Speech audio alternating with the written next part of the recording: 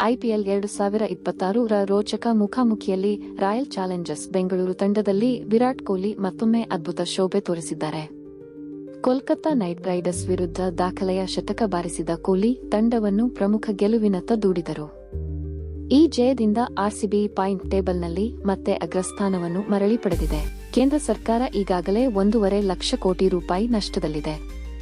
ಇಷ್ಟು ದೊಡ್ಡ ನಷ್ಟವಾಗುತ್ತಿದ್ದರೂ ಕೇಂದ್ರ ಸರ್ಕಾರ ಇದರ ಬಗ್ಗೆ ಯಾವುದೇ ಸ್ಪಷ್ಟನೆ ನೀಡುತ್ತಿಲ್ಲ ಎಂದು ಸಂತೋಷ್ ಲ್ಯಾಡ್ ಅವರು ಟೀಕಿಸಿದರು.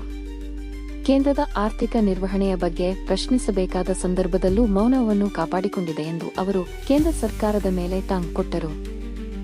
ಪಶ್ಚಿಮ ಬಂಗಾಳದ ನೂತನ ಮುಖ್ಯಮಂತ್ರಿ ಸುವೆಂದು ಅಧಿಕಾರಿ ಮೊದಲ ಕ್ಯಾಬಿನೆಟ್ ಸಭೆಯಲ್ಲೇ ಚುನಾವಣಾ ಘೋಷಣೆಯ ಪ್ರಮುಖ ಅಂಶವನ್ನು ಜಾರಿಗೊಳಿಸಿದ್ದಾರೆ.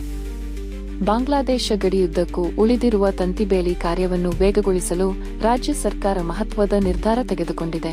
ಉತ್ತರ ಪ್ರದೇಶ ರಾಜ್ಯದ 5 ಜಿಲ್ಲೆಗಳ ಮೇಲೆ ಬುಧವಾರ ಸಂಜೆ ಬಿರುಗಾಳಿ, ಮಿಂಚು, ಭಾರೀ ಮಳೆಯ ಪ್ರಬಲ ದಾಳಿ ಸಂಭವಿಸಿದ್ದು ವ್ಯಾಪಕ ಹಾನಿಯನ್ನು ಉಂಟುಮಾಡಿದೆ. ಮಳೆ ಸಂಬಂಧಿತ ಅವಘಡಗಳಿಂದ ಇಂದಿನವರೆಗೆ 54 ಮಂದಿ ಮೃತಪಟ್ಟು ಅನೇಕರು ಗಾಯಗೊಂಡಿದ್ದಾರೆ.